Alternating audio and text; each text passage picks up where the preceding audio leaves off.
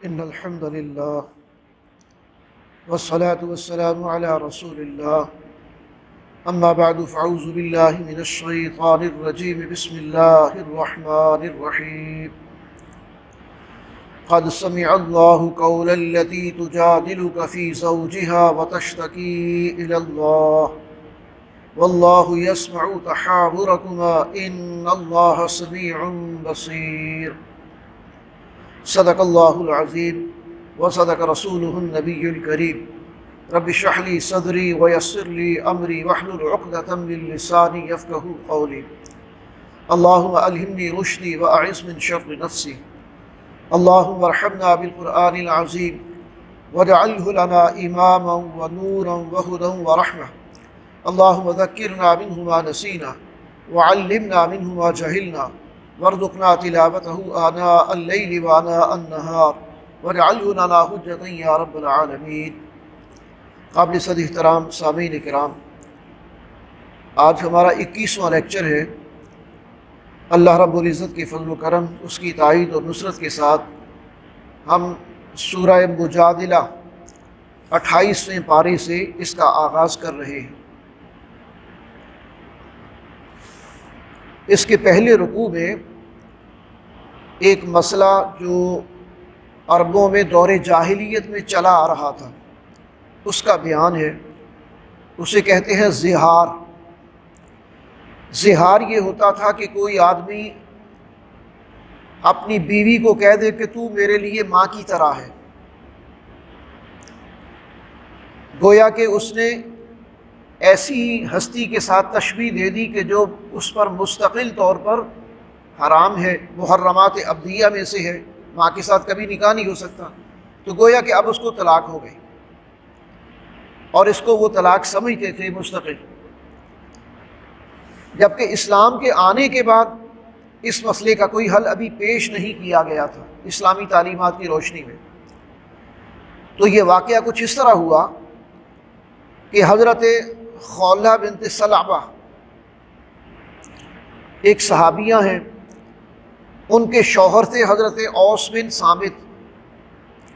انہوں نے کسی بات پر اپنی بیوی کو حضرت خولہ کو کہہ دیا قسم کھا کر کہ تو میرے لیے ماں کی طرح ہے۔ اب رواج کے مطابق، دستور کے مطابق جو دور جاہلیت سے چلا آ رہا تھا، زہار واقع ہو گیا، یعنی ایک علیحدگی ہو گئی ایک قسم کی۔ اب وہ یہ اپنا معاملہ لے کر نبی اکرم صلی اللہ علیہ وسلم کے پاس پہنچتی ہیں حضرت خولہ، اور جا کے آپ سے کہتی ہیں کہ اللہ کے رسول یہ معاملہ درپیش ہے اور آپ اس کا کوئی حل بتائیے۔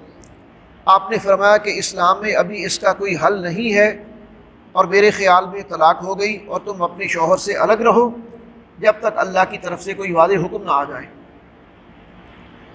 اب اس پر حضرت خولہ جو ہیں وہ اللہ کے رسول صلی اللہ علیہ وسلم کے ساتھ بحث مباحثہ کرتی ہیں کہ جو باتیں دور جاہلیت میں چلی آ رہی تھی اب بھی وہ اگر ظاہری نہیں، اور پھر یہ کہ میرا معاملہ تو یہ ہے کہ اگر میں الگ ہوتی ہوں تو گھر برباد ہوتا ہے، بچے خوار رولیں گے اور بڑی مشکلات پیدا ہو جائیں گی، اور اب آپ کی موجودگی میں اس مسئلے کا تو حل ہونا چاہیے۔ تو آپ صلی اللہ علیہ وسلم کے ساتھ وہ جو ہے بحث مباحثہ کر رہی تھی ادب کے دائرے میں رہ کر، اور ساتھ ہی وہ اللہ سے بھی شکایت کرتی تھی کہ اللہ آپ اپنے نبی کی موجودگی میں اس مسئلے کا مستقل حل جو ہے وہ کوئی عطا فرما دے۔ تو اسی کانٹیکسٹ میں پھر یہ آیات نازل ہوئی کہ اللہ تعالیٰ نے اس مسئلے کا مستقل حل یہ نکال دیا کہ یہ جو تم ماں کو کسی کو منہ سے ماں کہہ بیٹھتے ہو، خاص طور پہ اپنی بیوی کو جو منہ سے ماں کہہ لیتے ہو، تو یہ بہرحال منہ کی بات ہے، اس کی کوئی شرعی حیثیت نہیں۔ اور البتہ یہ بات اتنی بڑی ہے کہ اس پر کوئی نہ کوئی قدغن لگانی چاہیے، تاکہ ہر کوئی ایسے ہی جس طرح دور جاہلیت میں اس کو بار بار کہتا چلا آ رہا تھا تو وہ دوبارہ پھر اس لفظ کو استعمال کریں اور اس طرح کہیں۔ تو اللہ کی طرف سے یہ حد مقرر کی گئی ہے کہ اب جو بھی زہار کرے گا اس کے لیے لازم ہوگا کہ پھر اپنی بیوی سے ملنے سے پہلے وہ یا تو ایک غلام آزاد کرے، یا 2 مہینوں کے روزے رکھے مسلسل یا 60 مسکینوں کو کھانا کھلائے، یہ اس کا کفارہ ہوگا زہار کا۔ تو چنانچہ یہ حل جو ہے وہ بتا کر اس مسئلے کو حل کر دیا گیا، اور دوسری طرف یہ ایک جو ہے وہ کفارہ مقرر کر کے بھی بتا دیا گیا کہ اس لفظ کو اتنا لائٹلی نہ لو، کہ اب آپ جو بیوی ہے وہ بیوی ہے، جو ماں ہے وہ ماں ہے، تو اس کا اطلاق اس طریقے سے نہیں ہو سکتا۔ تو بہرحال یہ حل ہے جو اللہ تبارک و تعالیٰ نے اس کا نکالا پہلے رکوع کے اندر، مسئلہ زہار اس کی وضاحت کر دی گئی۔ اچھا، اس میں ایک اور بھی رہنمائی ہے کہ مسئلہ جس سے متعلق ہو اسی کے سامنے پیش کرنا چاہیے، جہاں سے حل ہونے کی توقع ہو، حل کرنے کا اختیار جس کے پاس ہو۔ اب یہ ان دونوں کو مطلب ان کا رویہ جو ہے حضرت خولہ کا اور حضرت اوس بن صامت کا، یہ قابل تحسین ہے کہ یہ اپنے اس مسئلے کو لے کر اللہ کے رسول نے جب کہا نا کہ ابھی ہمارے پاس اس کا کوئی حل نہیں ہے، خاموشی اختیار کی جائے جب تک اللہ کی طرف سے کوئی واضح حل نہ آ جائے، تو یہ وہاں سے ہٹے نہیں، یا انہوں نے آپ صلی اللہ علیہ وسلم سے ہٹ کر کسی اور طرف جانا نہیں سوچا کہ اچھا کسی اور کے پاس جاتے ہیں، وہاں سے کوئی رائت حاصل کرنے کی کوشش کرتے ہیں۔ آپ صلی اللہ علیہ وسلم کے ساتھ ہی بحث مباحثہ یا تکرار ہوئی ہے، جو بھی ادب و آداب کے دائرے کے اندر رہ کر، اور آپ سے کہا کہ بس اس کا کوئی حل، اب یا اللہ کے سامنے فریاد رکھی۔ اب ظاہر ہے کہ کوئی ایسا مسئلہ کہ جس کا بظاہر حل موجود نہ ہو، اس کا حل یا تو اللہ حل فرما سکتا ہے یا اللہ کے رسول فرما سکتے ہیں، تو وہ اللہ اور اس کے رسول کے ذریعے سے ہی اس کو حل کیا گیا۔ تو یہ بھی ایک بڑی اہم رہنمائی ہے کہ جو مسئلہ جہاں حل ہونے کا امکان ہو اس کو اسی فورم پر ڈسکس کرنا چاہیے، اس کو پبلکلی عام نہیں کرنا چاہیے، ہر فورم پر ڈسکس نہیں کرنا چاہیے، ہر ایک سے اس طرح کی امید نہیں لگانی چاہیے کہ شاید وہ بھی میری اس بات کو حل کر دے گا، میرا مسئلہ ہی حل کر دے گا، نہیں، جو پراپر فورم ہے اسی کو اختیار کرنا چاہیے۔ اچھا، رکوع نمبر 2 جو ہے، اس میں بھی ایک اخلاقی بیماری کا ذکر ہے، اخلاقی برائی کہہ لیں، اس کا ذکر ہے، اسے کہتے ہیں نجوہ۔ نجوہ کہتے ہیں کسی مجلس میں بیٹھے ہوئے سارے لوگ مل کے بیٹھے ہیں اور 2 آدمی آپس میں باتیں کر رہے ہیں، اور باتیں بھی اس طرح کر رہے ہیں کہ کن اکھیوں سے، کہ ادھر بھی اشارے کر رہے ہیں کہ دیکھو وہ کیا بات کر رہے ہیں، وہ کیا بات ہو رہی ہے، اور دوسرا یہ ہے کہ آپس میں باتیں بھی کر رہے ہیں، گویا کہ وہ کسی اجتماعی کاز کو، کسی اجتماعیت کو وہ نقصان پہنچا رہے ہیں، اور جو بات کر رہا ہے، جو آپ کا کوئی امیر ہے، کوئی لیڈر ہے، کوئی رہنما ہے، کوئی آپ کو کوئی گائیڈنس دے رہا ہے، وہ اس سے بدظن کرنے کی کوشش کر رہے ہیں اور اس کی توجہ کو بھی ڈائیورٹ کر رہے ہیں، تو اس کو انتہائی ناپسندیدہ عمل قرار دیا گیا۔ اس لیے اللہ کہتے ہیں کہ جہاں بھی 2 لوگ آپس میں کانا پھوسی کہتے ہیں اسے، کانا پھوسی کر رہے ہوتے ہیں، یعنی ایک دوسرے کے کان بھرنا، کن اکھیوں سے باتیں کرنا، آنکھوں سے اشارے کرنا، ایک دوسرے کو کونیاں لگانا، مجلس میں بیٹھے ہوئے، اب یہ ایک تو مجلس کے آداب کے خلاف ہے، دوسرا یہ ہے کہ سب لوگوں کی توجہ ادھر کو ہو جاتی ہے کہ پتہ نہیں کیا مسئلہ ہے جو یہ توجہ سے بات نہیں سن رہے اور آپس میں بات کرتے چلے جا رہے ہیں، اور ان کے پیش نظر ہوتا ہی یہ ہے کہ لوگ اس کی بات توجہ سے نہ سنیں، بس ہماری طرف دیکھیں، اور اس مجلس کے اندر جو بھی ان کے اوپر کوئی اثر ہے وہ زائل ہو جائے، تو اس بات کو انتہائی ناپسند کیا گیا۔ یہ منافقانہ طرز عمل، یہ منافقانہ طرز عمل۔ تو اللہ فرماتے ہیں جہاں بھی کوئی 2 لوگ بات کرتے ہیں، تیسرا وہاں اللہ ہوتا ہے، جہاں 3 لوگ آپس میں کینہ پھوسی کرتے ہیں، کانا پھوسی کرتے ہیں، وہاں چوتھا اللہ ہوتا ہے۔ تو یہ مت سوچے کہ اللہ تعالیٰ ان کی حرکات کو دیکھ نہیں رہا، اور جو ہے وہ تو اس پر پابندی لگا دی گئی، بلکہ اس پر پابندی اس درجے کی بھی لگی کہ ایک موقع پر تو اللہ کے رسول صلی اللہ علیہ وسلم نے فرمایا، قرآن مجید میں ہے اسی رکوع کے اندر، کہ اگر کسی نے اللہ کے رسول صلی اللہ علیہ وسلم سے کوئی بات کرنی ہو، اچھا منافقین کا یہ بھی ایک طرز عمل تھا کہ اللہ کے رسول سے اگر کوئی بات کرنی ہے نا تو بھری محفل میں آ کے کہتے ہیں کہ ہم نے آپ کے کان میں ایک بات کرنی ہے۔ اب بھری محفل میں آ کے تم کان میں بات کیوں کرنا چاہتے ہو؟ یہاں جو بات کرنی ہے سب کے سامنے کرو۔ تو ان کی اس عادت کو بھی قابو کرنے کے لیے ان کے اوپر ایک پابندی لگائی گئی کہ جس نے بھی اللہ اور اس کے رسول کے ساتھ اللہ کے رسول کے ساتھ بات کرنی ہو وہ پہلے کوئی نہ کوئی صدقہ کرے، پہلے صدقہ کرے، کچھ نہ کچھ خیرات کرے، صدقہ کرے اللہ کی رضا کے لیے، پھر اس کے بعد اللہ کے رسول کے پاس آئے بات کرنے کے لیے، اجازت لینے کے لیے۔ اب مال خرچ کرنا تو منافقین کی جان جاتی ہے۔ اچھا، پھر یہ بڑی دلچسپ بات ہے، حضرت علی رضی اللہ تعالیٰ عنہ کو کوئی ضروری بات کرنی تھی، اب وہ سچے مومن ہیں، انہوں نے اللہ کی رضا کے لیے صدقہ کیا اور آپ صلی اللہ علیہ وسلم سے آگے بات کر لی، اور اس کے بعد اس آیت پر اللہ نے اسے منسوخ اس طرح کر دیا کہ صحابہ میں سے اکثر تو غریب تھے، اب ہر کسی کے پاس تو اتنا مال نہیں ہے کہ وہ جب بھی اللہ کے رسول سے کوئی بات کرنا چاہیں تو اس سے پہلے کوئی صدقہ کرے، تو لہٰذا اس پابندی کو اٹھا لیا گیا۔ تو حضرت علی فرمایا کرتے تھے کہ اس آیت پر اللہ نے صرف مجھے عمل کرنے کا موقع دیا، یعنی صرف میں عمل کر سکا، اس کے بعد پھر اللہ نے اس پابندی کو اٹھا لیا کہ نہیں، یہ اہل ایمان پر شاق گزرتی ہے، بھاری گزرتی ہے، لہٰذا اس طرح کی پابندی ان کے لیے ٹھیک نہیں ہے۔ تو یہ اللہ نے رعایت فرما دی۔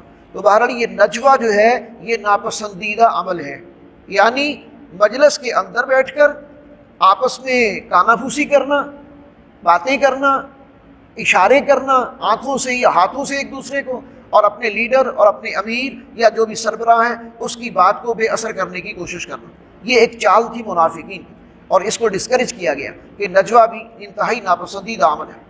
اس کے بعد پھر منافقانہ طرز عمل جو ہے منافقوں کا، اصل میں منافقوں کا معاملہ یہ ہے کہ یہ مخلص کسی سے نہیں ہوتے، یہ صرف مفادات کے بندے ہوتے ہیں، یہ نہ مسلمانوں کے ساتھ مخلص ہوتے ہیں، نہ ہی جن کے ساتھ یہ ہمدردیاں دکھا رہے ہوتے ہیں، چلا رہے، ان کے ساتھ بھی مخلص نہیں ہوتے۔ ان کا سارا خلوص اپنی جان و مال اور اپنی اولاد کے تحفظ اور اس کے مفادات کے لیے ہوتا ہے۔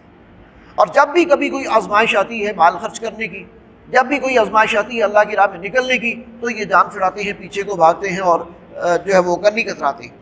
تو ایسے لوگ جو ہے قیامت کے دن بالکل بے نقاب ہوں گے، اور اللہ ان کا جو شمار ہے وہ دشمنوں کے اندر کرے گا۔ اور قرآن مجید نے انہیں کہا کہ یہ حزب الشیطان ہے، یہ شیطان کی پارٹی ہے، یہ اللہ کی پارٹی نہیں ہے، یہ اللہ کے بندے نہیں ہیں، یہ مومن نہیں ہے، یہ جو اس طرح کا طرز عمل اختیار کر رہے ہیں کہ ہر جگہ سے بس مفاد حاصل کرنا ہے۔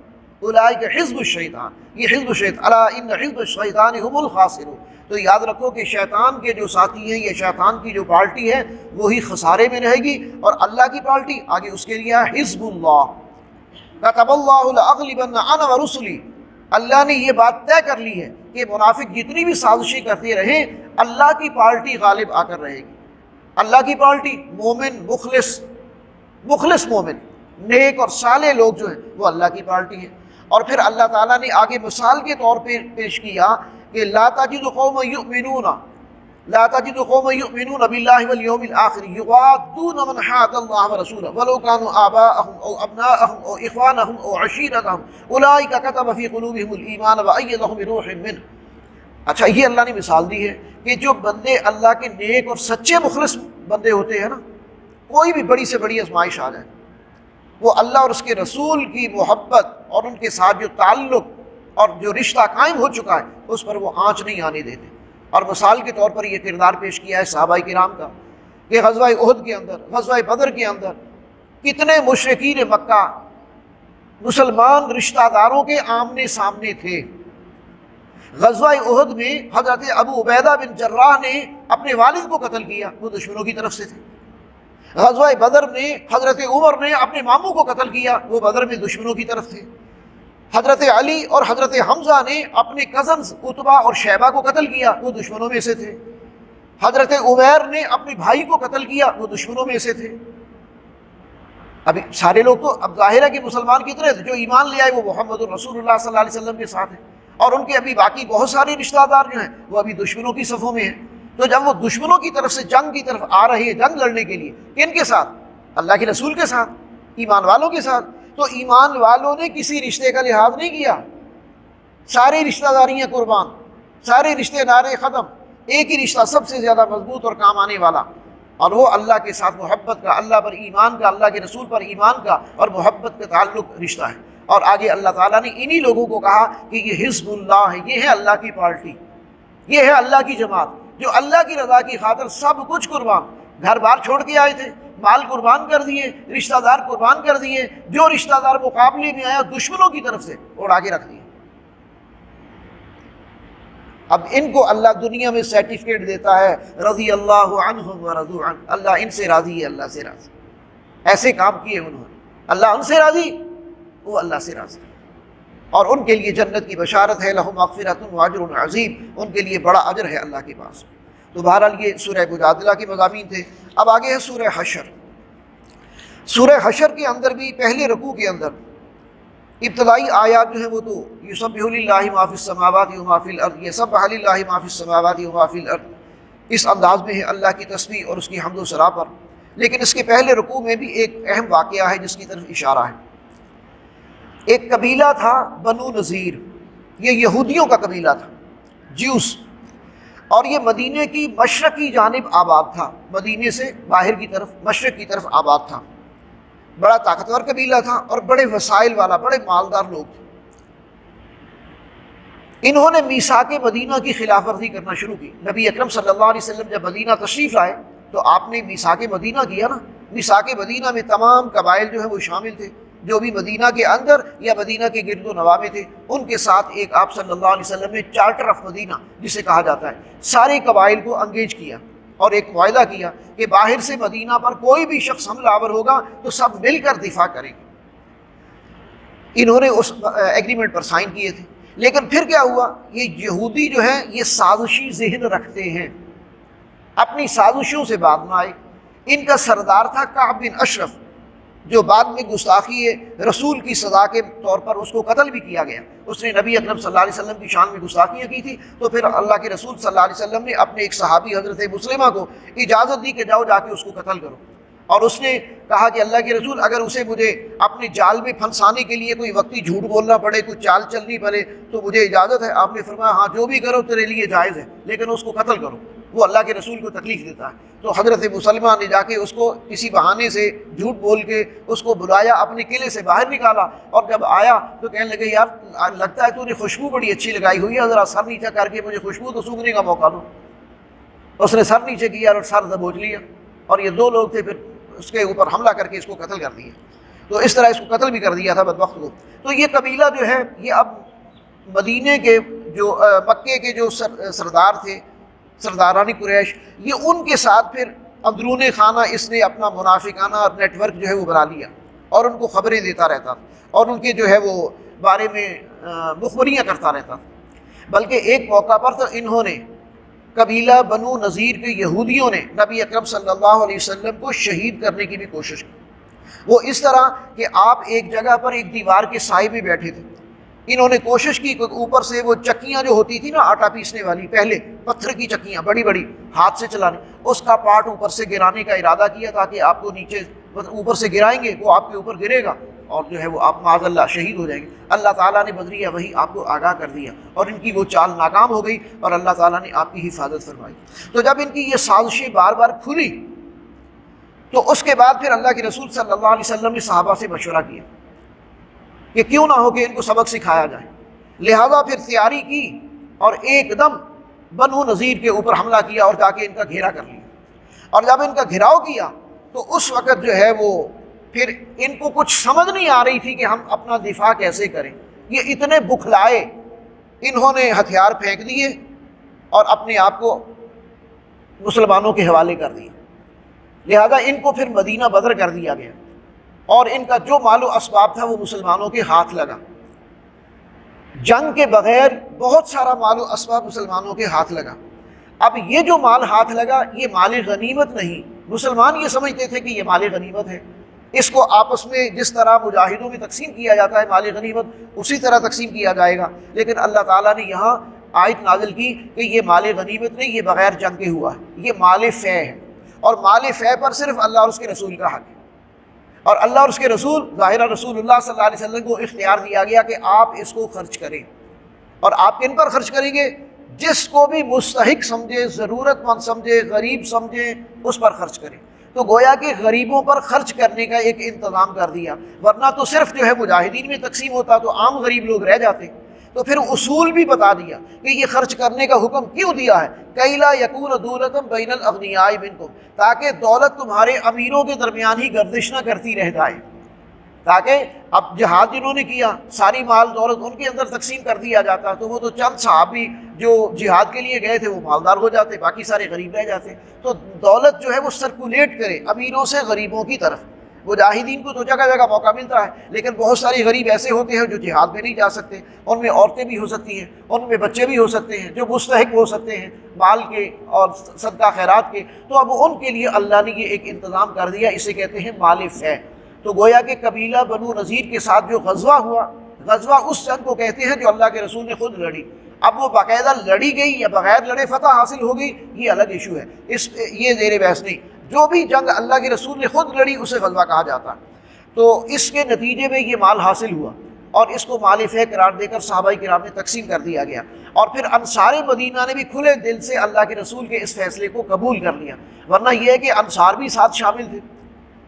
اگر اس کو مال غنیمت کے طور پر تقسیم کیا جاتا تو مہاجرین اور انصار سب میں تقسیم ہوتا، لیکن جب اللہ کے رسول نے فرمایا کہ یہ صرف ان میں خرچ کیا جائے گا کہ جو محتاج ہیں، ضرورت مند ہیں، مستحق ہیں، اس فیصلے کو مہاجرین نے تو خوش دلی سے اس لیے قبول کر لیا کہ زیادہ تر فقیر وہی تھے، وہ گھر بار چھوڑ کے آئے تھے، وہ وطن چھوڑ کے آئے تھے، وہ اپنی جو بھی معاملات ہیں وہ چھوڑ کے آئے تھے۔ انصار تو اکثر مالدار تھے، لیکن انصار نے بھی خوش دلی سے قبول کر لیا کہ ٹھیک ہے، اللہ کے رسول کا فیصلہ، جو بھی اللہ کے رسول جس طرح چاہیں اس کو تقسیم کریں۔ تو قرآن مجید نے ان کی تحسین فرمائی، وَيُؤْثِرُونَ عَلَىٰ أَنفُسِهِمْ وَلَوْ كَانَ بِهِمْ خَصَاصَةٌ، کہ وہ اپنی ذات پر دوسروں کو ترجیح دیتے ہیں، اپنی ذات پر دوسروں کو ترجیح دیتے ہیں اگرچہ وہ خود بھی ضرورت مند ہوتے ہیں۔ حالانکہ ان میں سے بعض ضرورت مند تھے، لیکن اس کے باوجود انہوں نے کہا کہ جو اللہ کے رسول کا فیصلہ ہمیں قبول ہے۔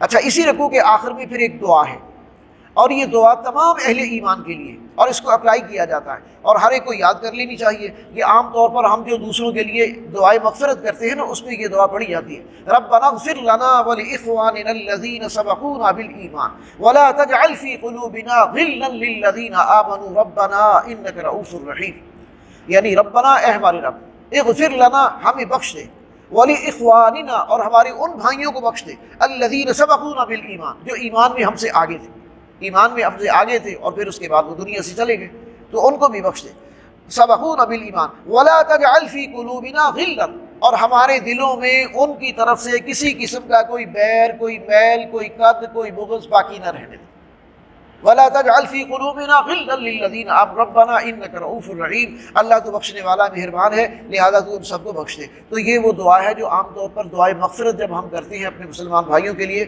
اس میں پڑھی جاتی ہے۔ اچھا، اس کے بعد رکوع نمبر 2 ہے سورہ حشر کا، اس میں بھی وہ غزوہ بنو نذیر سے پہلے کے جو حالات ہیں وہ بیان کیے گئے۔ پہلے کے حالات کیا تھے کہ منافقین نے جو مدینے کے اندر موجود تھے، خاص طور پر عبداللہ بن ابی اور اس کے ساتھی، انہوں نے بنو نذیر کے لوگوں کو کہا کہ دیکھو، گھبراؤ نہیں، تم اپنی جو کام کر رہے ہو کرو، یعنی مسلمانوں کے خلاف جو سازشیں کر رہے ہو کرو، ہم تمہارے ساتھ ہیں، اگر ہم تمہارے ساتھ مل کے مسلمانوں کے خلاف لڑنا بھی پڑا تو لڑیں گے بھی۔ لیکن جب اللہ کے رسول نے ان کے خلاف اقدام کیا تو منافق کھل کر سامنے نہیں آئے، کوئی سامنے نہیں آیا۔ یہی منافقین کا معاملہ، ان کا کردار شیطانوں والا کردار ہوتا ہے۔ جس طرح شیطان قیامت کے دن کہے گا نا، ساری زندگی گمراہ کرتا رہتا ہے، اور قیامت والے دن کہے گا کہ میرا تمہارے اوپر کیا اختیار تھا، اپنی مرضی سے تم سارے الٹے کام کرتے تھے، اب بھگتو، مجھے الزام نہ دو۔ اسی طرح یہ منافق کرتے ہیں، آدمی کو پھنساتے ہیں، کرو کرو، ٹھیک ہے ٹھیک ہے، ہم تمہارے ساتھ ہیں، ہم تمہارے ساتھ ہیں۔ جب پتہ چلتا ہے کہ آگے سے کوئی طاقتور آدمی ہے اور وہ اب اپنا دفاع کرنے پر تیار ہے اور وہ حملہ آور ہوگا، اب جو ہے وہ فوراً پیچھے ہٹ جاتے ہیں اور پھر پیچھے مڑ کر نہیں دیکھتے۔ وہ کہے بھی بھئی ہمارا ساتھ نہیں بھئی، ہم نہیں آپ کا ساتھ دے سکتے، ہم اس معاملے میں آپ کے ساتھ نہیں ہیں، اب آپ جانو اور آپ کا کام جانے۔ تو یہ منافق اس طرح عین موقع پر چھوڑ جاتے ہیں۔ اللہ کے رسول کو غزوہ احد میں چھوڑ گئے تھے؟ نہیں چھوڑ گئے۔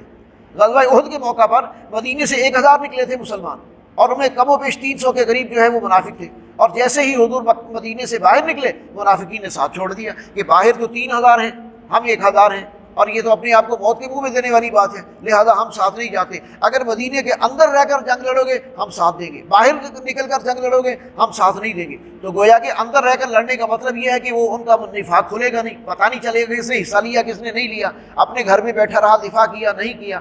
تو اس طرح ان کا منافقانہ طرز عمل ہے جو اس میں بیان کیا گیا۔ آخری رکوع جو ہے رکوع نمبر 3 سورہ حشر کا، بہت زبردست ہے اس حوالے سے کہ جھنجھوڑتا ہے ہمیں۔ خطاب ڈائریکٹ ایمان والوں، یا ایھا الذین آمنوا اتقوا اللہ، اے ایمان والو اللہ سے ڈرتے رہو، ولتنظر، اور چاہیے کہ دیکھے، نفس، ہر شخص، ما قدمت لغد، اس نے اپنے کل کے لیے کیا انتظام کیا۔ چونکا دینے والی بات، ہلا دینے والی بات، یا ایھا الذین آمنوا اتقوا اللہ، اے ایمان والو اللہ سے ڈرتے رہو، ساری زندگی تقوی والی، پرہیزگاری والی، اچھے اعمال والی۔ ولتنظر، اور چاہیے کہ دیکھے، نفس، ہر شخص، ما قدمت لغد، اس نے اپنے کل کے لیے یعنی اپنے مستقبل کے لیے، اپنی آخرت کے لیے اس نے کیا کیا ہے۔ پھر آگے فرمایا واتقوا اللہ، دوبارہ ایک ہی آیت میں دوسری دفعہ۔ پھر آگے یا ایھا الذین آمنوا لا تکونوا کالذین نسوا اللہ فانساہم انفسہم، اے ایمان والو ان لوگوں کی طرح نہ ہو جانا جنہوں نے اللہ کو بھلا دیا۔ اب دیکھ لیں کتنے لوگوں کو اللہ یاد ہے دنیا میں۔ ہمیں کوئی بھی کام کرتے ہوئے خدا یاد ہوتا ہے؟ یاد ہونے کا مطلب یہ تھوڑی ہوتا ہے کہ ہم جو ہے وہ کچھ لازمن پڑھیں گے تبھی اللہ یاد، مطلب یہ ہے کہ آپ اللہ کو ذہن میں رکھ کے، اللہ کو حاضر ناظر سمجھ کے، جان کر جو بھی کام کر رہے ہو۔ یہ احساس سب آدمی کو ہو نا کہ اللہ مجھے دیکھ رہا ہے، اللہ کو میں اپنے سامنے پاتا ہوں، تو پھر وہ بہت سارے گناہوں سے، نافرمانیوں سے بچ جاتا ہے۔ تو اللہ کہتا ہے وَلَا تَكُونُوا كَالَّذِينَ نَسُوا اللَّهَ، ان لوگوں کی مانند نہ ہو جاؤ جنہوں نے اللہ کو بھلا دیا۔ تو ان کو پہلی سزا کیا ملتی ہے؟ فَأَنسَاهُمْ أَنفُسَهُمْ، اللہ انہیں اپنے آپ سے غافل کر دیتا ہے۔ وہ اپنی زندگی کا مقصد ہی بھول جاتے ہیں، وہ آخرت کی تیاری کرنا بھول جاتے ہیں، وہ اللہ کا نام لینا بھول جاتے ہیں۔ وہ اکثر جہاں اللہ کا نام لے کر کوئی کام شروع کرنا تھا بھول گئے، شیطان نے بھلا دیا۔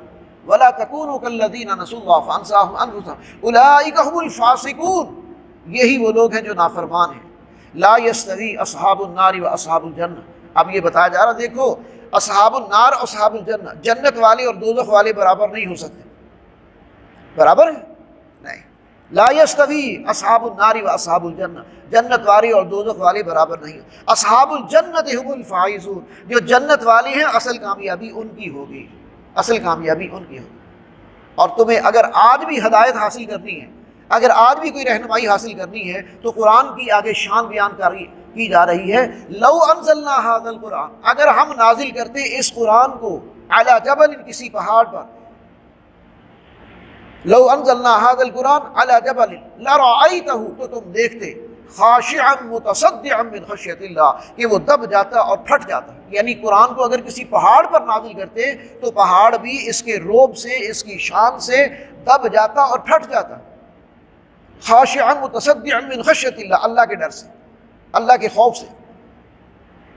تلک الامثال نضربها للناس، یہ مثالیں ہم بیان کر رہے ہیں لوگوں کے لیے کہ دیکھو پہاڑ دبنے کو ہے، پھٹنے کو ہے، لیکن تم ساری زندگی پڑھتے ہو، تمہارے دلوں پر اثر نہیں ہوتا۔ کیوں؟ وجہ کیا ہے؟ وجہ یہ ہے کہ تم سمجھ کر نہیں پڑھتے، تم جو پڑھتے ہو سمجھ کر نہیں پڑھتے۔ سنتے سنتے نغمہ ہائے محفل بدعات کو، کان بہرے ہو گئے دل بدمزہ ہونے کو ہے۔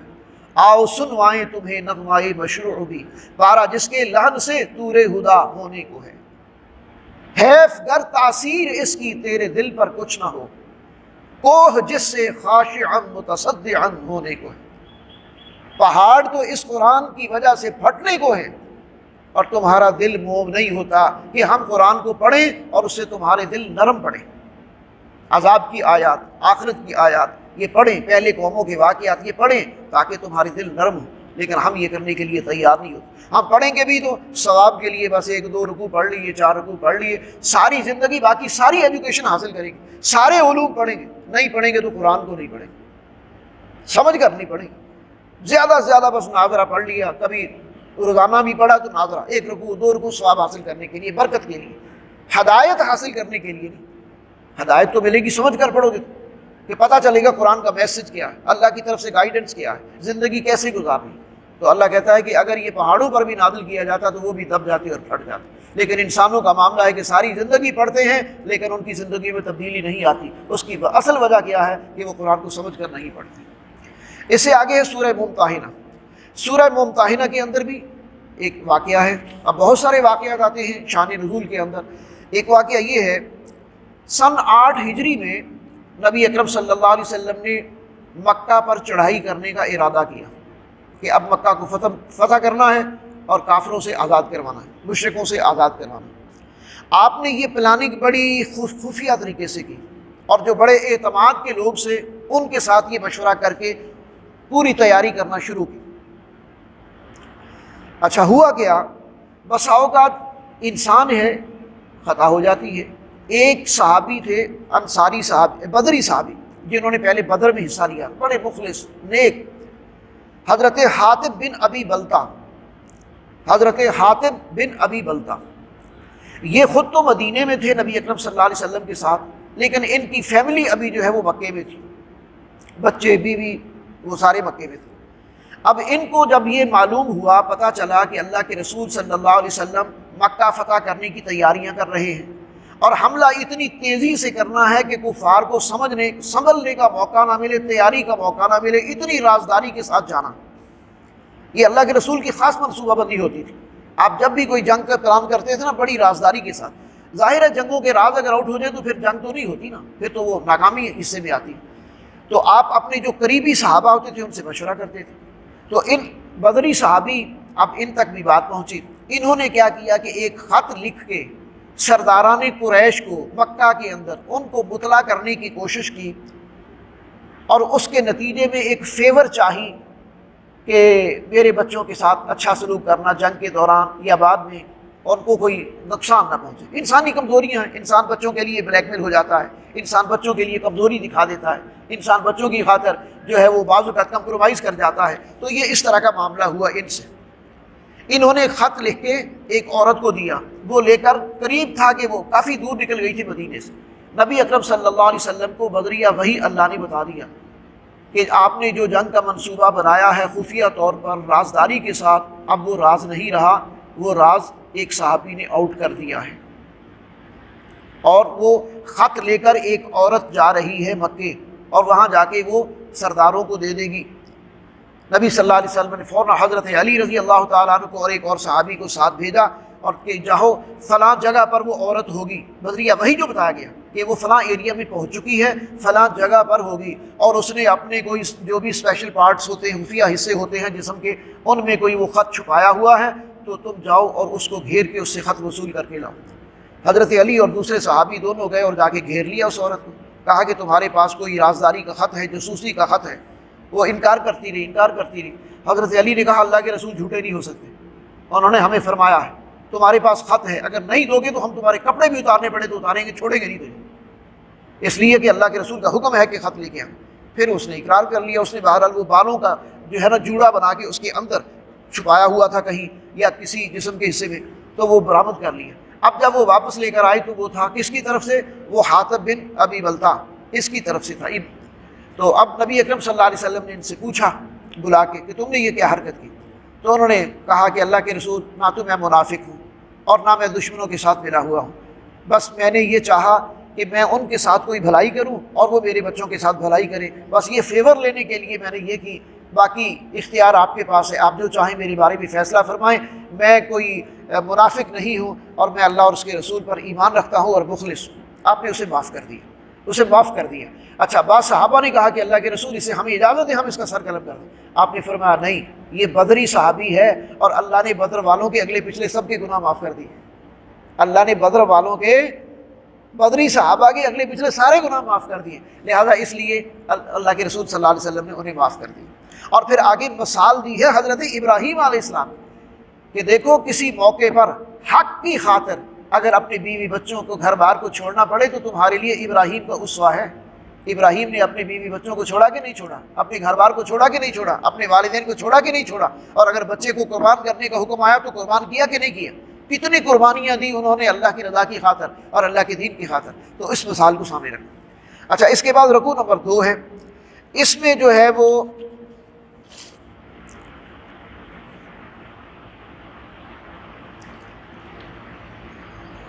مسلمان، اس رکوع میں اجازت دی گئی ہے کہ ایسے کافر جو اسلام یا مسلمانوں کے خلاف کسی سازش یا مہم میں شریک نہ ہوں، ان سے حسن سلوک اور برابری کی بنیاد پر تعلقات رکھے جا سکتے ہیں۔ یعنی یہ دوسرا رکوع جو ہے، اس میں یہ کہ ایسے بہت سارے کافر ایسے ہوتے ہیں جو شریف ہوتے ہیں، صرف یہ کہ انہوں نے اسلام قبول نہیں کیا، باقی وہ آپ کے دشمن نہیں ہیں، وہ شریف لوگ ہیں، وہ آرام سے زندگی گزار رہے ہیں، نہ آپ کو نقصان پہنچاتے ہیں، نہ آپ کے دین کو کوئی مخالفت کرتے ہیں، تو ایسے لوگوں کے ساتھ حسن سلوک روا رکھنا چاہیے۔ دشمن اصل میں وہ ہوتے ہیں جو مسلمانوں کے خلاف، اسلام کے خلاف، اللہ کے دین کے خلاف کوئی نہ کوئی سازشیں کرتے رہیں، وہ دشمن ہوتے ہیں، ان کا محاکمہ کرنا ہوتا ہے، ان کو وارننگ دینی ہوتی ہے، ان کی اصلاح کی کوشش کرنی ہوتی ہے، یا ان کو پھر نکالیں یا قتل کریں یا پکڑیں، جو بھی کریں وہ ان کے بارے میں ہوتا ہے۔ لیکن جو شریف لوگ ہوں، وہ اگر وہ بیچ میں رہنا چاہیں مسلمانوں کی آبادی میں تو رہتے جائیں، وہ آپ کو کوئی نقصان نہیں دے رہے، آپ کے خلاف کوئی اقدام نہیں کر رہے، تو ٹھیک ہے، آپ ان کے ساتھ۔ دوسرا یہ کہ مسلمانوں اور مشرکین کے درمیان ایک نکاح کا بھی مسئلہ تھا۔ اب یہ ابتدائی دور کی باتیں ہیں، کوئی آدمی مسلمان ہو گیا، اس کی بیوی ابھی مشرکہ ہے، کوئی عورت مسلمان ہوگی، اس کا شوہر ابھی مشرک ہے، اس طرح کے مسائل بھی اس دور میں پیدا ہو رہے تھے۔ تو اب جو بھی بندہ اسلام میں داخل ہو گیا، اگر تو وہ مرد ہے اور اس کی بیوی مشرکہ ہے تو اس کا طلاق، اس کو آزاد کر دینا چاہیے، اس کا نکاح ختم۔ اسی طرح اگر کوئی عورت مشرکہ تھی، وہ مسلمان ہو گئی ہے، اس کا شوہر اگر جو ہے وہ غیر مسلم ہے اور کافر ہے تو اس کو خود بخود طلاق ہو گئی، وہ اسلام میں داخل ہو گیا، وہ کفر میں ہے، لہذا ان دونوں کو طلاق ہو گئی۔ اب وہ اپنے طور پر آزاد ہے، اور ان کے بارے میں جو بھی فیصلہ کیا جائے وہ اسلام اور کفر کی بنیاد پر ہی فیصلے ہوں گے۔ البتہ ایک ہدایت اللہ کے رسول صلی اللہ علیہ وسلم نے عورتوں کو کی، اور عورتوں سے ایک بیعت بھی لی، عورتوں سے بھی بیعت لی اللہ کے رسول صلی اللہ علیہ وسلم نے۔ صحابہ سے بیعت لی، اس کا ذکر آیا ہے بیعت رضوان میں اور بھی کئی جگہ پر، تو حدیث کے اندر ہے۔ لیکن ایک بیعت اللہ کے رسول نے عورتوں سے بھی لی تھی، اور وہ بیعت یہ تھی کہ عورتیں اس بات کا اقرار کریں اللہ کے رسول صلی اللہ علیہ وسلم اللہ وحدہ لا شریک ہے، محمد صلی اللہ علیہ وسلم اللہ کے نبی ہیں، وہ اللہ کے ساتھ کسی کو شریک نہیں ٹھہرائیں گی، نمبر 1، وہ چوری نہیں کرے گی، نمبر 2، وہ زنا نہیں کرے گی، نمبر 3، اولادوں کو قتل نہیں کرے گی، نمبر 4، بدکاری کی تہمت کسی پر نہیں لگائیں گی، نمبر 5۔ یہ 5 باتوں پر مشتمل، اور یہ کہ وہ معروف معاملات میں اللہ اس کے رسول کی نافرمانی نہ کرے گی، کسی بھی بات میں نافرمانی نہیں کرے گی۔ تو یہ وہ باتیں جو بتائی گئیں اصل میں یہ اب مسلم معاشرے کے اندر اگر کوئی ڈسپلن قائم کرنا ہو تو وہ ہمیں سکھایا گیا۔ اللہ کے رسول کا حکم تو ویسے ہی واجب تھا ہر کسی کے اوپر ماننا، اب اللہ کے رسول کو ان سے بیعت لینے کی کیا ضرورت؟ اصل میں اس میں ہمارے لیے ایک لیسن ہے کہ بعد میں اگر مسلمانوں نے کوئی اجتماعی کاز کے لیے کوئی کام کرنا ہو، کوئی جماعت بنانی ہو، کوئی ڈسپلن قائم کرنا ہو تو بیعت کی بنیاد پر جماعت بنانی چاہیے، اور اس کے اندر پھر وہ باتیں کہ جو جن کی تعلیمات ہمارا دین دیتا ہے ان باتوں پر عمل کرنا چاہیے، اور جن سے منع کرتا ہے ان سے رکنا چاہیے۔ لہذا اللہ کے نبی کی بیعت تو تھی غیر مشروط، اب جو بھی کوئی شخص بیعت لے گا اس کی بیعت ہوگی مشروط۔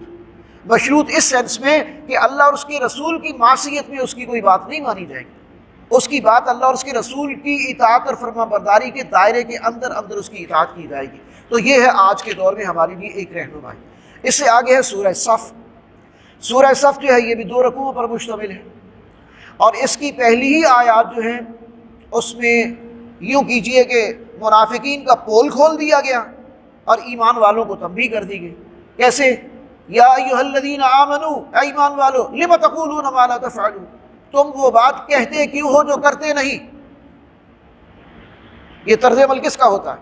یہ عام طور پر یہ طرز عمل منافقین کا ہوتا ہے، دعوے تو بڑے بڑے کرنے لیکن موقع آئے تو جان بچا کے نکل جانا، پیچھے ہٹ جانا، مال خرچ نہ کرنا، ساتھ نہ دینا۔ یہ تو اللہ کہتا ہے کہ بات کہتے کیوں ہو جو کرتے نہیں۔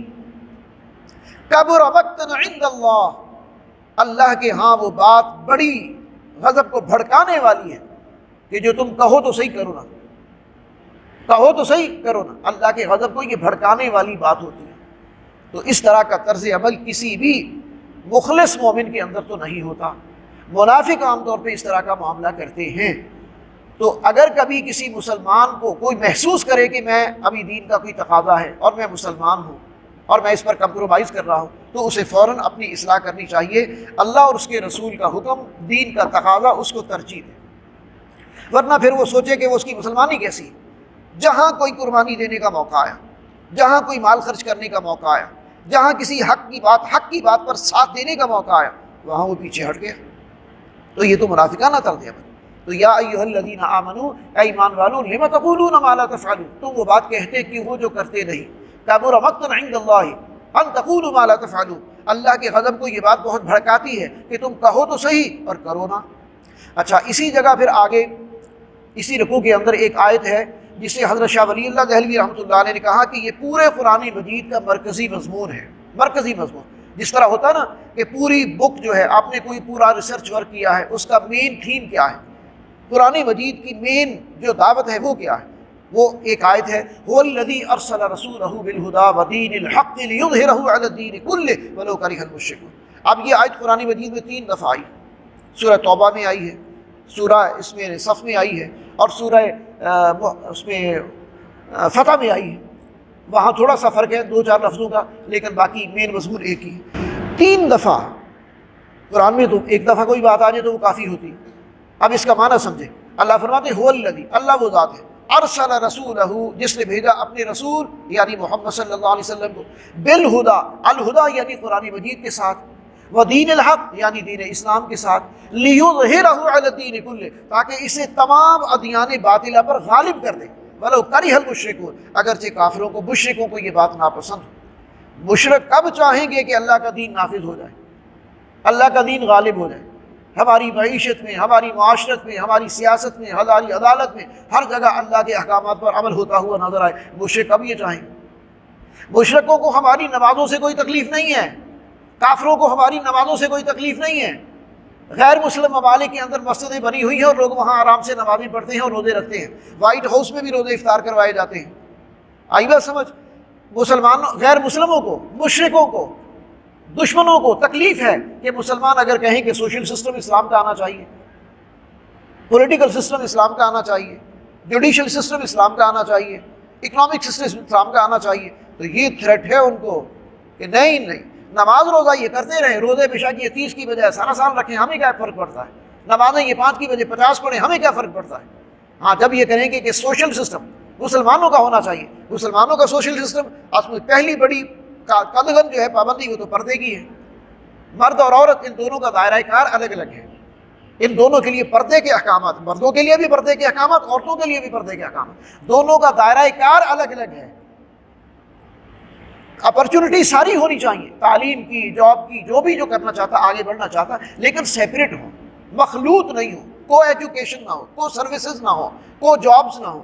یہی سے ساری فتنے جنم لیتے ہیں۔ اور پھر یہ جو کو گیدرنگز ہوتی ہیں، کو سوشل ایونٹس ہوتے ہیں، اب اس میں یہ سارا جو بناؤ سنگار اور یہ سرخی پاؤڈر اور جو باقی نئے نئے کپڑے اور ہر ایونٹ پر نئے کپڑے، جب عورت کو آپ کپڑا پہنا دو گے، پردہ پہنا دو گے تو سارے سب سے جان چھوٹ جائے گی۔ عورت کو آپ پردہ پہنائیں، پردہ کروائیں تو جناب آپ کے گھر کا آدھا بجٹ کم ہو جائے گا، اس لیے کہ ہر ایونٹ کے لیے نیا لباس ضروری نہیں رہتا۔ جب اوپر سے پہننا ہی کپڑا ہے، کالی چادر لینی ہے، تو پھر نیا لباس کی تو ضرورت نہیں ہے، بہت زیادہ میک اپ کی بھی ضرورت نہیں ہے، بہت زیادہ بیوٹی پارلر جانے کی بھی ضرورت نہیں ہے۔ تو سوشل سسٹم اگر اسلام کا اپناتے ہیں تو کتنی خیر و برکت ہوگی۔ معیشت حرام نکالو، سود ختم کرو، پوری معیشت کا بیڑا غرق سود نے کیا ہوا ہے، اب اس کو آپ نکالتے ہو تو جناب پوری دنیا مخالف ہے۔ سیاست آپ کی، اس میں آپ جو ہے وہ دیکھیں، سیاست کار انبیاء ہے، نبوت نبیوں کا کام ہے، لیکن یہاں جھوٹے سیاستدان، یہاں چور سیاستدان، یہاں لٹیرے سیاستدان، اب اگر ان کو پکڑ کے ان کا محاسبہ کیا جائے اور اسلام کی سیاسی تعلیمات جو ہے اس پر عمل کیا جائے تو ہمارے سیاستدانوں میں سے کوئی بھی اس پر معیار پر پورا نہیں اترتا۔ تو اسی طرح اگر اسلامی نظام حکومت ہو اور جوڈیشل سسٹم قائم ہو اور اسلامی سزائیں دی جائیں تو ملک کے اندر چوری، ڈاکہ، قتل و غارت، یہ ساری چیزیں ختم ہو جائیں، ہر کسی کی جان مال، عزت و آبرو محفوظ ہو جائے۔ تو یہ ہے اسلام کا نظام حیات۔ تو پھر ایک دفعہ اس کا ترجمہ سن لیں، پھر آگے رکو۔ یہ مقصد بعثت، نبی اکرم صلی اللہ علیہ وسلم کو کیوں بھیجا گیا یہ بیان کیا۔ هو الذی، اللہ وہ ذات ہے، ارسل رسولہ، جس نے بھیجا اپنے رسول جناب محمد رسول اللہ صلی اللہ علیہ وسلم، بالہدا، الہدا یعنی قرآن مجید دے کر، ودین الحق، دین حق یعنی اسلام دے کر، لیظہرہ علی الدین کلہ تاکہ اسے تمام ادیان باطلہ پر غالب کر دیا جائے، ولو کرہ المشرکون اگرچہ مشرکوں کو یہ بات ناپسند ہے۔ اچھا، اگلا رکوع جو ہے اس میں بڑی خوبصورت بات ہے اور بالکل انسانی نفسیات کے مطابق ہے۔ انسان چاہتا کیا؟ انسان کامیابی چاہتا ہے، دنیا کی بھی اور آخرت کی۔ اللہ کہتا ہے آؤ میں تمہیں بتاؤں کہ کون سی تجارت، کون سا سودا، کون سی ڈیل تمہیں کامیابی سے ہمکنار کر سکتی ہے۔ یا ایھا الذین آمنوا، اے ایمان والو، هل ادلکم علی تجارت، کیا تم اس تجارت پر راضی ہو؟ یہ اللہ کے ساتھ یہ تجارت کرنے کے لیے تیار ہو؟ هل ادلکم، کیا تمہیں بتائیں تجارت، ایک ایسی تجارت تنجیکم من عذاب علیم، جو تمہیں آخرت کے عذاب سے بچا دے۔ کیوں بھائی، ایسی تجارت اللہ کے ساتھ کرنا چاہتے ہو؟ ایسا سودا اللہ کے ساتھ کرنا چاہتے ہو؟ ایسی ڈیل اللہ کے ساتھ کرنا چاہتے ہو جو تمہیں آخرت کے عذاب سے بچا دے؟ ہر مومن چاہتا ہے۔ اللہ کہتا ہے تؤمنون باللہ ورسولہ، ایمان لاؤ اللہ پر اور اس کے رسول پر، ایمان لاؤ جیسا کہ لانے کا حق ہے۔ یہ صرف یہ نہیں کہ بس منہ سے کلمہ پڑھ لیا اور ایک دفعہ کہہ دیا، مسلمانوں کے گھروں میں پیدا ہو گئے، اس کے بعد جو مرضی کرتے پھر نہیں۔ تؤمنون باللہ ورسولہ وتجاہدون فی سبیل اللہ باموالکم وانفسکم، اور پھر جب موقع آئے تو جہاد کرو اللہ کے راستے میں اپنی جانوں سے بھی اور اپنے مالوں سے۔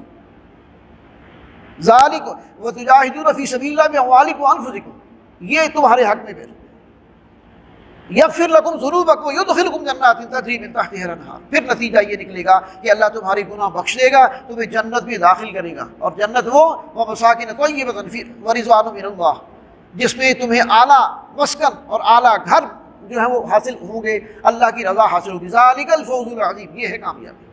تؤمنون باللہ ورسولہ وتجاہدون فی سبیل اللہ باموالکم وانفسکم یغفر لکم ذنوبکم ویدخلکم جنات تجری من تحتہا الانہار ومساکن طیبۃ، اور تمہیں اعلیٰ قسم کے گھر جو ہے وہاں دیے جائیں گے۔ ذالک الفوز العظیم، یہ چیز ہے جو اصل کامیابی کی ہے۔ تو یہ ڈیل ہے، اللہ نے تو اعلان کر دیا ہے، جو کرنا چاہتا ہے آئے، اپنی جان و مال سے جہاد کرنے کے لیے تیار ہو جائے۔ نقد فائدہ یہ ہے اللہ گناہ معاف کر دے گا، بخش دے گا، اور آخرت میں اعلیٰ درجے کے گھر اور مقامات سے اس سے سرفراز فرمائے گا۔ اللہ ہم سب کو اس کی توفیق دے۔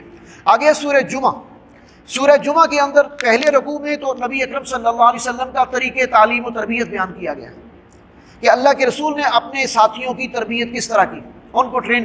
هو الذی بعث فی الامیین رسولا منہم یتلو علیہم آیاتہ ویزکیہم ویعلمہم الکتاب والحکمہ وان کانوا من قبل لفی ضلال مبین۔ چار باتیں جن کی طرف اشارہ کر دیا گیا۔ پہلے تو یہ کہ ان کے سامنے تلاوت کرتے تھے، نبی صلی اللہ علیہ وسلم کسی کو بھی ایمان کی دعوت دیتے اس کے سامنے اللہ کے قرآن کی آیات تلاوت کرتے۔ یتلو علیہم آیاتہ، وہ ان کے سامنے تلاوت کرتے تھے اللہ کی آیات کی۔ ویزکیہم، اور پھر ان کا وہ تزکیہ کرتے تھے، انہیں برے خیالات سے، برے عقائد سے، برے اعمال سے پاک کرتے۔ ویعلمہم الکتاب، پھر انہیں کتاب کے مسائل، کتاب کا علم، کتاب کی تعلیم دیتے تھے۔ والحکمہ، اور پھر حکمت کی باتیں، تہ کی باتیں، اللہ اور اس کے رسول کی رضا کی باتوں میں وہ پھر سمجھاتے تھے۔ یہ چار باتیں ہیں جو اللہ کے رسول اس کے ذریعے سے اپنے صحابہ کی تربیت کرتے تھے۔ اس سے پہلے وہ سارے لوگ وَإِن كَانُوا مِن قَبْلُ لَفِي ضَلَالٍ مُبِينٍ، اس سے پہلے لوگ گمراہی میں مبتلا تھے، دھلی گمراہی میں تھے۔ اللہ کے رسول ان کو ہدایت کی طرف لے کر آئے تو وہ روشنی کا مینار بن گئے۔ اور اللہ کے رسول نہ صرف ان کے لیے نبی ہیں جن کو آپ نے براہ راست ایمان کی دعوت دی، بلکہ وَآخَرِينَ مِنْهُمْ لَمَّا يَلْحَقُوا بِهِمْ، آپ ان سب کے لیے نبی ہیں جو بعد میں آپ پر ایمان لائیں گے، آپ کی امت میں شمار ہوں گے۔ اور ظاہر ہے وہ عرب نہیں ہوں گے، نان عربس، اب جو بھی ایمان لائے وہ بھی امت کا حصہ ہے، تو سب کے نبی ہیں۔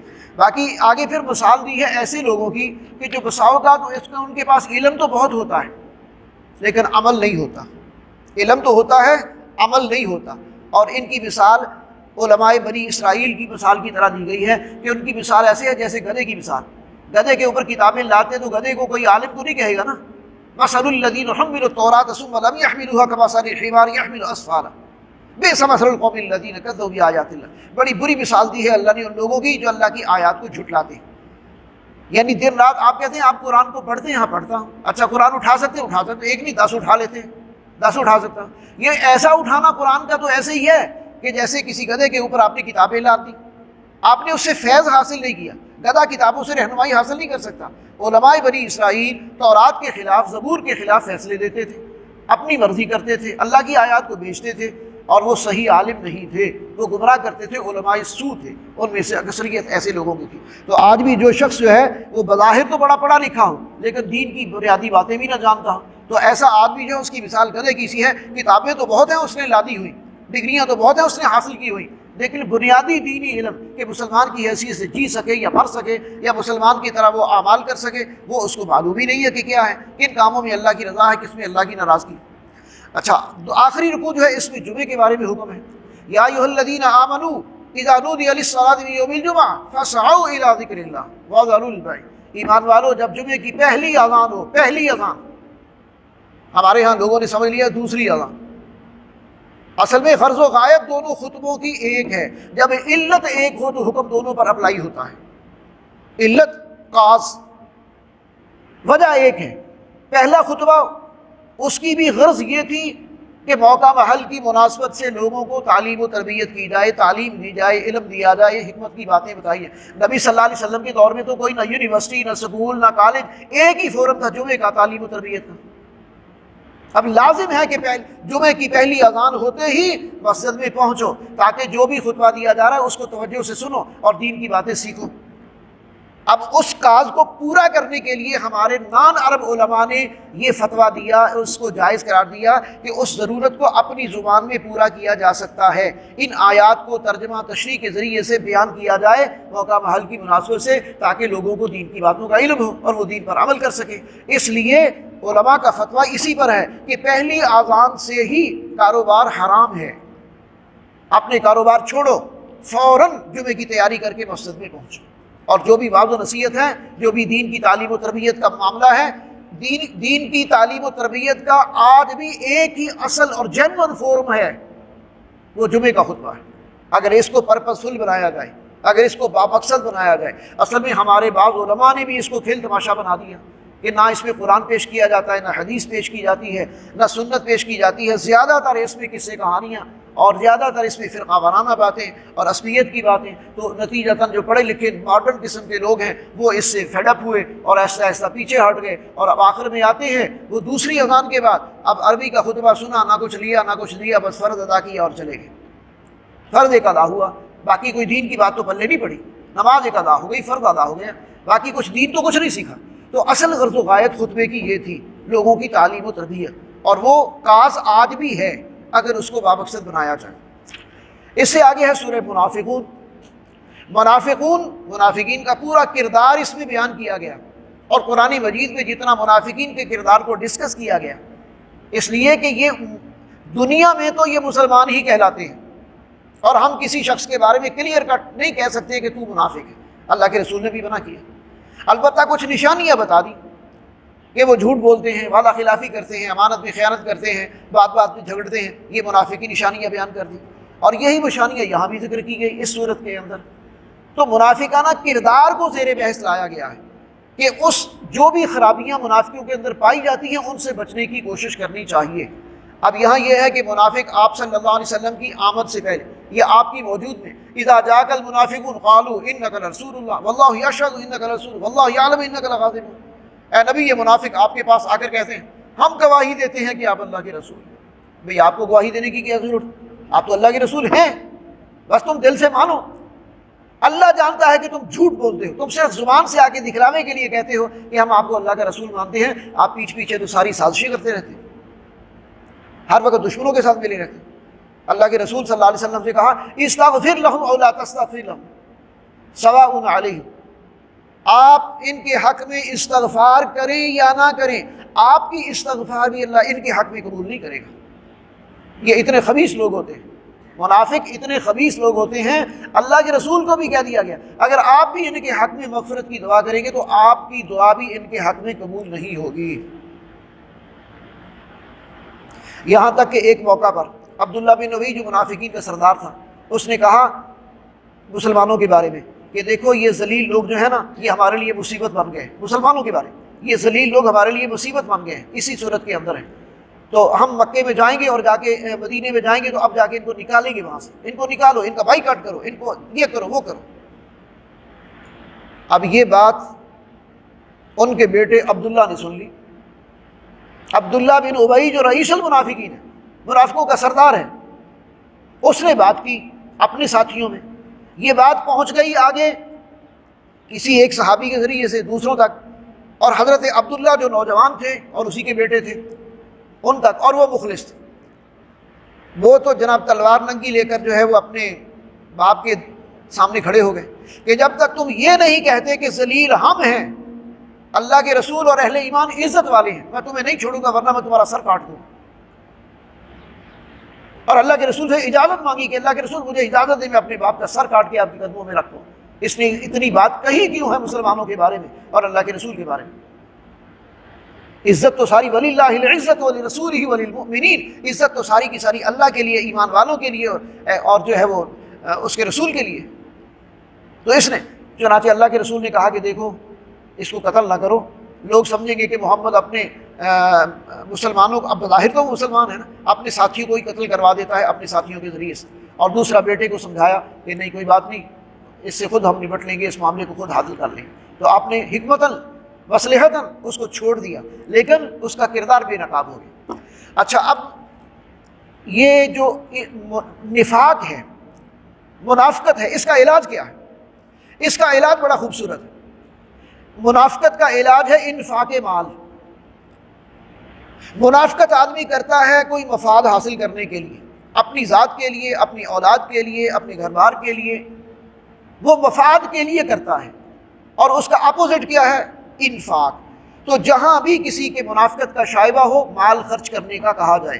یہاں اسی لیے کہا جائے اب اس کا آخری رکوع جو ہے یا ایھا الذین آمنوا لا تلھکم اموالکم ولا اولادکم عن ذکر اللہ، اے ایمان والو تمہیں ہلاکت میں نہ ڈال دیں تمہارے مال اور تمہاری اولادیں اللہ کی یاد سے غفلت کے سبب، یعنی تم اللہ کی یاد سے غافل ہو، مال و دنیا کی محبت پہ پڑے ہوئے ہو تو ہلاکت نتیجہ ہوگا۔ تمہیں ہلاکت میں نہ ڈال دیں تمہارے مال اور تمہاری اولادیں اللہ کی یاد سے غفلت کے سبب۔ یا ایھا الذین آمنوا لا تلہکم اموالکم ولا اولادکم عن ذکر اللہ ومن یفعل ذلک فاولئک هم الخاسرون وانفقوا مما رزقناکم من قبل ان یأتی احدکم الموت فیقول رب لولا اخرتنی الی اجل قریب فاصدق واکن من الصالحین، اور پھر وہ کہے جب موت کا وقت آ جائے وانفقوا خرچ کرو مما رزقناکم اس میں سے کہ جو ہم نے تمہیں دیا، قبل اس سے کہ موت آ جائے، اور پھر اس وقت خواہش کرے کہ مجھے کچھ موقع مل جائے تاکہ میں صدقہ کروں خیرات کروں، تو پھر تو اللہ کا قانون یہ ہے کہ جب کسی کی موت کا پیغام آ جاتا ہے وَلَن يُؤَخِّرَ اللَّهُ نَفْسًا إِذَا جَاءَ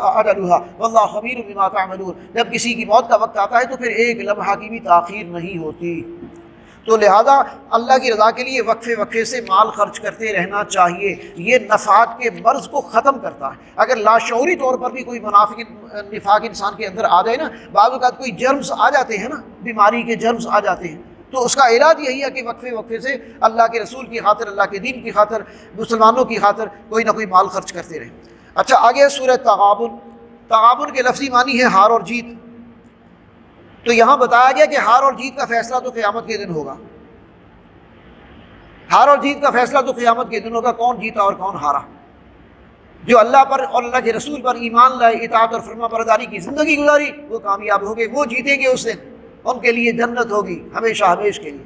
والذین کفروا وکذبوا بآیاتنا اولئک اصحاب النار، جن لوگوں نے اللہ اور اس کے رسول کی تعلیمات کا انکار کیا وہ جہنم کا ایندھن بنیں گے، ان کے لیے جہنم ہے ہمیشہ ہمیش کے لیے۔ دوسرے رکوع میں بتایا گیا کہ کوئی مصیبت، کوئی پریشانی اللہ کی مرضی کے بغیر نہیں آتی۔ ما اصاب من مصیبت الا باذن اللہ، بڑی سے بڑی پریشانی، بڑی سے بڑی پریشانی کیا ہو سکتی ہے؟ کوئی اولاد کی پریشانی، کوئی مال کی پریشانی، کوئی اپنی جان کا دکھ، یہی چیزیں ہو سکتی ہیں۔ ما اصاب من مصیبت الا باذن اللہ، کوئی مصیبت، کوئی پریشانی اللہ کی مرضی کے بغیر نہیں آتی۔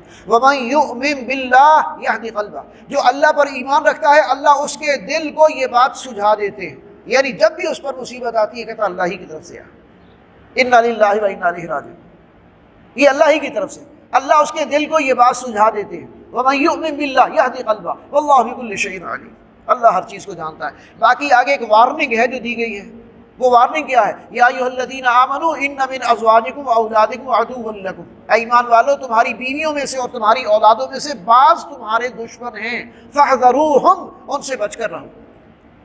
یہ بیویوں اور اولاد کی جو محبت ہے ان میں سے، یا ایھا الذین آمنوا، اے ایمان والو، ان من ازواجکم واولادکم، بے شک تمہاری بیویوں میں سے اور تمہاری اولادوں میں سے بعض تمہارے دشمن ہیں، فاحذروہم، ان سے بچ کر رہو۔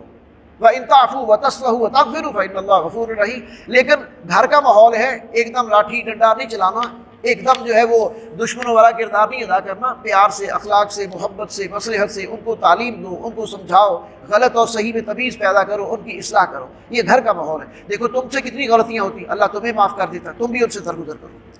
سورہ تحریم، سورہ طلاق، سورہ طلاق جو ہے اس کے اندر پہلے رکوع کے اندر تو طلاق اور عدت کے مسائل ہیں جو بیان کیے گئے ہیں، یہ پہلے ہم پڑھ چکے ہیں۔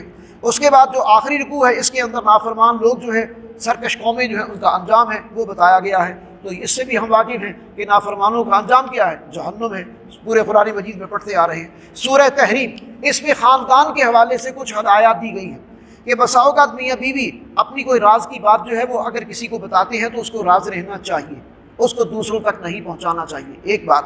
دوسرا یہ ہے کہ میاں بیوی کو ایک دوسرے کی محبت میں کسی اللہ کے کسی حکم کو پامال نہیں کرنا چاہیے۔ دو، تیسرا یہ ہے کہ رزق کے بارے میں زیادہ فکر نہ کرو، اللہ تمہیں ایسی جگہ سے رزق دیتا ہے کہ تم سوچ بھی نہیں سکتے۔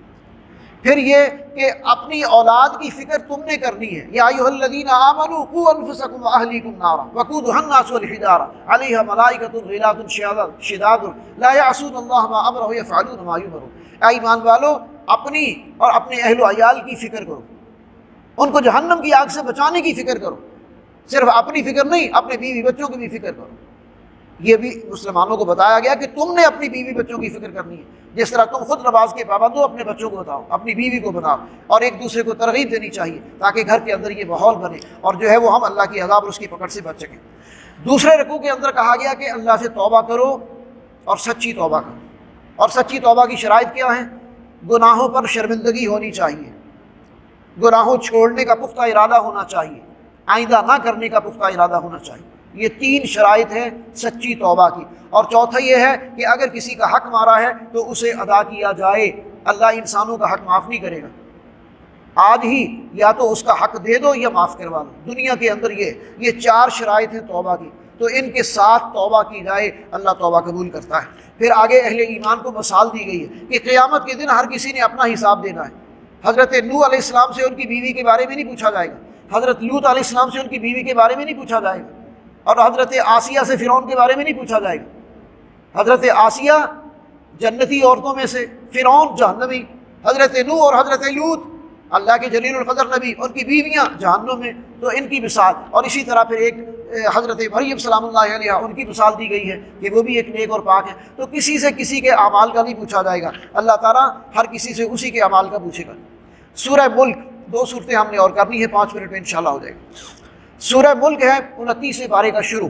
اس میں ایک اصول بتایا گیا، یہ دنیا کی زندگی، الذی خلق الموت والحیات لیبلوکم ایکم احسن عملا، یہ موت و حیات کا سلسلہ اللہ نے پیدا ہی اس لیے کیا تاکہ وہ دیکھے کہ کون ہے اچھے عمل کر کے آنے والا، ایکم احسن عملا۔